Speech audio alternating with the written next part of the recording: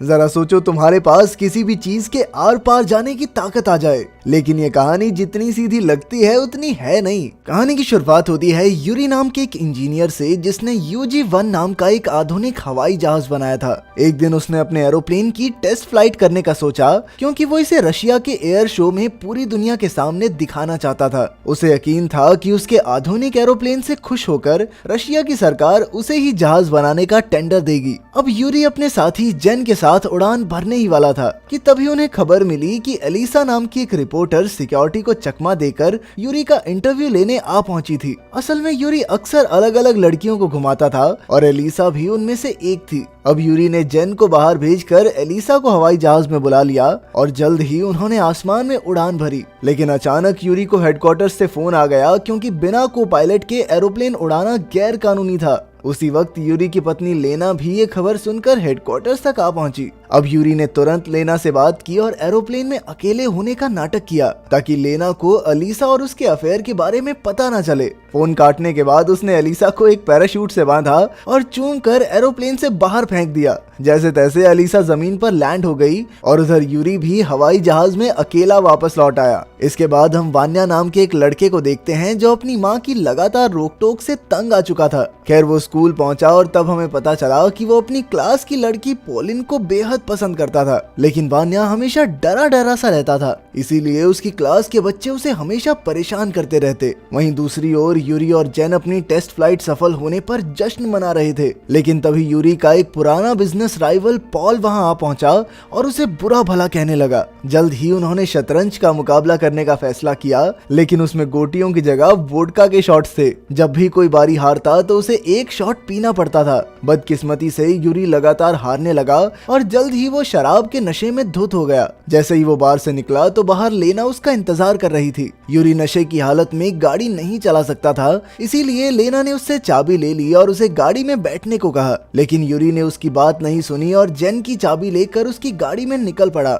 नशे की हालत में उसने एलिसा को फोन करके अपने साथ रात गुजारने को कहा और तभी अचानक उसकी गाड़ी की जोरदार टक्कर हो गई। यूरी की मौके पर ही मौत हो गई और उसी पल वो एक भूत बन गया। लेकिन यूरी को इस बात का कोई अंदाजा नहीं था कि वो मर चुका है। वो आराम से उठकर हॉस्पिटल में चलने लगा जहां उसे लेना दिखाई दी। उस बेचारी को अभी अभी यूरी की मौत की खबर मिली थी और उधर यूरी का भूत उसका पीछा करने लगा। लेना उसे देख सुन नहीं पा रही थी, लेकिन यूरी को लगा कि शराब वाली बात से नाराज होगी इसलिए इग्नोर कर रही है और वो उसके साथ ही गाड़ी में बैठ गया। वो पूरे रास्ते लेना से माफी मांगता रहा। खैर जल्द ही वो यूरी के ऑफिस पहुंचे और वो आराम से अपने कमरे में चला आया। लेकिन तभी एक लड़का लड़की वहां चुम्मा चाटी करने लगे, जिसे देखकर यूरी को बहुत गुस्सा आया। उसने उन्हें धक्का देने की सोची, लेकिन उसका हाथ तो उनके शरीर के आर पार हो गया। ये देखकर उसकी हालत खराब हो गई और वो इधर उधर हाथ मारने लगा। उसे एहसास हुआ कि वो तो दीवारों के आर पार भी जा सकता था, लेकिन उसे अब भी ये बिल्कुल समझ नहीं आ रहा था कि आखिर ये मुमकिन कैसे हुआ। लेकिन तभी उसकी नजर अपनी तस्वीर पर गई जिसके नीचे सभी फूल चढ़ा रहे थे। तब जाकर उसे एहसास हुआ कि वो असल में मर चुका है। ये देखकर उसे बहुत गुस्सा आया क्योंकि उसका एयर शो में जाने वाला सपना बस एक हफ्ते में पूरा होने वाला था। खैर बाद में वो अपने ही अंतिम संस्कार पर पहुंचा और उसने देखा कि पॉल भी वहां आया था। पॉल ने लेना से यूरी का टेंडर वापस लेने की बात कही, जिस पर लेना ने कहा कि वो इसके बारे में सोचेगी। इधर यूरी को अब भी अपनी इस हालत पर यकीन नहीं हो रहा था, इसीलिए वो यूं ही सड़क पर गाड़ियों के आर पार होने लगा। वहीं दूसरी ओर वान्या के दोस्तों ने वान्या की साइकिल के ब्रेक्स तोड़ दिए और इसी साइकिल के साथ उसे सड़क पर जाने को कहा। जल्द ही वान्या का संतुलन बिगड़ गया और वो सामने से आ रही यूरी से टकरा गया। हैरानी की बात तो ये थी कि वान्या यूरी को देख और छू सकता था। वान्या ने उससे माफी मांगी, जिसे देखकर यूरी हैरान हो गया। उसने वान्या को बताया कि असल में वो एक भूत है और ये सुनकर वान्या बुरी तरह डर गया। वो वहां से भागकर एक बस में चढ़ गया, लेकिन जल्द ही यूरी भी बस में आ गया और वान्या को खींचकर पीछे ले आया और फिर गलती से खुद बस से नीचे गिर गया। तब वान्या इतनी जोर से चिल्लाया कि पूरी बस के लोग उसे ही देखने लगे। इसके बाद वान्या जल्दी से अपने घर जाकर अपने कमरे में छिप गया, लेकिन यूरी तो यहाँ तक भी आ पहुंचा था। उसने वान्या को शांत करने की कोशिश की, लेकिन वान्या अब भी इस अनजान भूत से बुरी तरह डरा हुआ था। आखिरकार उसने हिम्मत जुटाकर यूरी से चले जाने को कहा, लेकिन तभी उसकी माँ ने उसे अकेले ही बात करते देख लिया। वान्या ने उन्हें समझाने की बहुत कोशिश की कि माँ मेरे कमरे में भूत है, लेकिन उसकी माँ ने सोचा कि वान्या की दिमागी की हालत बिगड़ चुकी है, इसीलिए वो उसे एक दिमाग के डॉक्टर के पास ले गई। डॉक्टर ने वान्या की जांच की और कहने लगा कि इसको तो बहुत गहरा सदमा लगा है, ये बच्चा ठीक नहीं है। खैर यूरी ने वान्या का पीछा नहीं छोड़ा, क्योंकि वो जानता था कि सिर्फ वान्या ही उसके UG-1 प्रोजेक्ट को पूरा कर सकता है। वान्या का भरोसा जीतने के लिए उसने क्लास में उसकी मदद की और आखिरकार वान्या उसकी मदद करने को राजी हो गया। इसके बाद वो दोनों एयर शो की मीटिंग में पहुंचे, लेकिन वहां जाते ही यूरी के पैरों तले जमीन खिसक गई। असल में यूरी के राइवल पॉल ने उस एयर शो में अपने हवाई जहाज का नाम दे दिया था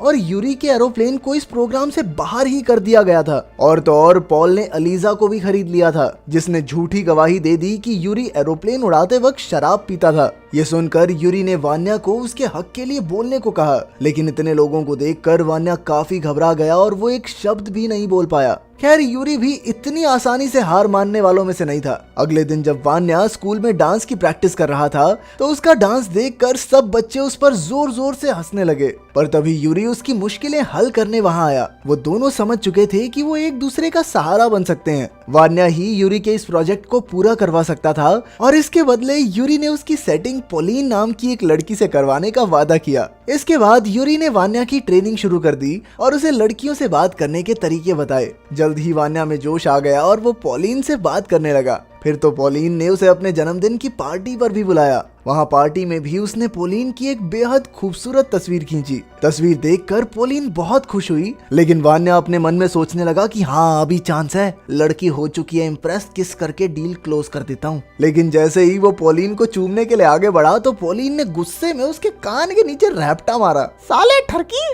आखिरकार वान्या का दिल एक बार फिर से टूट गया था। खैर शाम को यूरी वान्या को चुपके से एयरपोर्ट पर ले आया, जहां उसका UG-1 एरोप्लेन रखा गया था। वो दोनों चुपचाप हवाई जहाज के अंदर घुस गए, लेकिन तभी बाहर से उन्हें किसी ट्रक की आवाज सुनाई दी। असल में पॉल के आदमी यूरी का एरोप्लेन चुराने आए थे, ताकि वो यूरी के इस प्रोजेक्ट का नामो निशान मिटा सकें। इधर वान्या और यूरी अब अंदर फंस चुके थे और जल्द ही ट्रक ड्राइवर एरोप्लेन को खींचकर सड़क पर ले आए। लेकिन यूरी अपनी 10 साल की मेहनत को यूं ही चोरी होते हुए नहीं देख सकता था, इसीलिए उसने वान्या से इंजन चालू करने को कहा। बेचारा वान्या तो साइकिल भी ढंग से नहीं चला पाता था, लेकिन यूरी के भरोसे वो हवाई जहाज चलाने को तैयार हो गया। फिर जैसे जैसे यूरी ने कहा वो करता गया और फिर वो दोनों प्लेन को एक सुरक्षित जगह पर ले आए। इसके बाद यूरी ने वान्या को जेन से बात करके उसे स्कूल में मिलने को कहा। अगले दिन जेन स्कूल के बाथरूम में वान्या से मिलने आया और उसकी बातों से जेन को यकीन हो गया कि जरूर यूरी की आत्मा वान्या के अंदर आ गई है। अब यूरी जेन को कोई खास जानकारी देने ही वाला था, लेकिन फिर उसे दाल में कुछ काला लगा।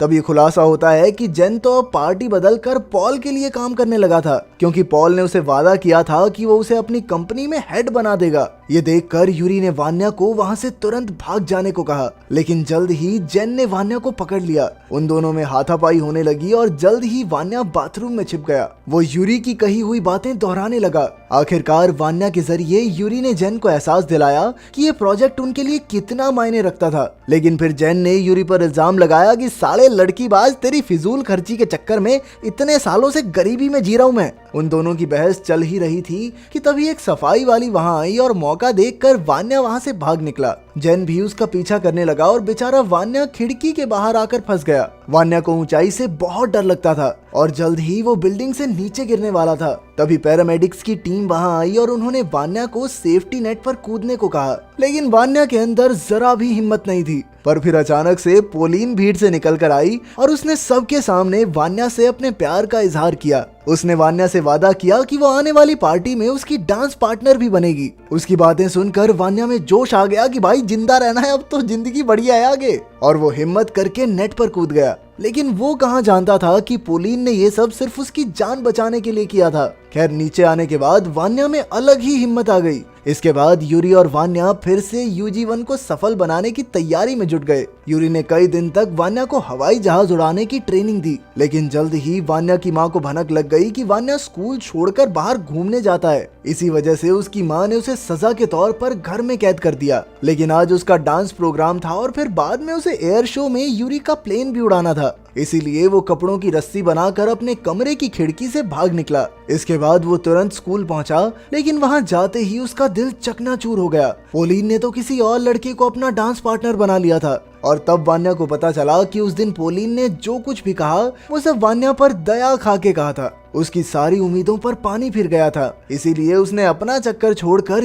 यूरी का मिशन पूरा करने का फैसला किया। इसके बाद यूरी और वान्या उस खुफिया जगह पर पहुंचे जहां UG-1 खड़ा था। यूरी के सहारे उसने इंजन चालू किया और धीरे धीरे एरोप्लेन को हवा में ले गया। जल्द ही वो दोनों एयर शो में पहुंच गए और यूरी के एरोप्लेन को वहां देखकर पॉल और बाकी कंपनियों के तो होश ही उड़ गए। खैर जल्द ही वान्या ने हवाई जहाज लैंड किया और उसके बाहर आते ही चारों ओर रिपोर्टर्स की भीड़ जमा हो गई। उसी वक्त जेन को भी अपनी गलती का एहसास हो गया और उसने वान्या से माफी मांगी। आखिरकार यूरी का सपना पूरा हो चुका था, इसीलिए उसने धरती से विदा लेने का फैसला किया। उसे जाता देख वान्या की आंखें भर आई। उन दोनों ने एक दूसरे को आखिरी बार गले लगाया और इसी के साथ यूरी चला गया। अंत में हम देखते हैं कि पोलिन को भी अपनी गलती का एहसास हो गया और उसने वान्या से माफी मांगी। ये पोलिन गोल्ड डिगर लग रही है मुझे हवाई जहाज देख के आइए। तो तुम लोग कमेंट्स में जरूर बताना कि पोलिन पर भरोसा किया जाना चाहिए या नहीं।